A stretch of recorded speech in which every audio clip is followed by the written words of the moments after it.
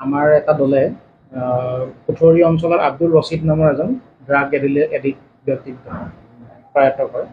আৰু সেই ব্যক্তিজনক যেতিয়া আমি সোধা পোছা কৰোঁ তেতিয়া আমি গম পাওঁ যে আমাৰ ইয়াত চতিয়ালৰ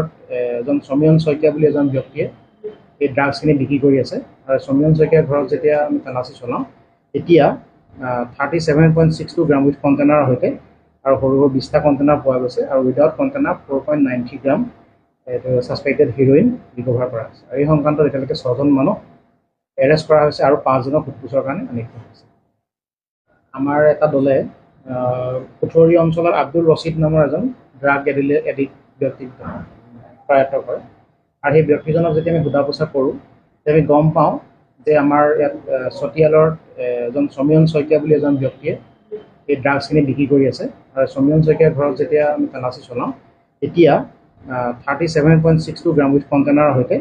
আৰু সৰু সৰু 20টা কণ্টেইনাৰ পোৱা গৈছে আৰু উইদাউট কণ্টেইনাৰ 4.93 গ্ৰাম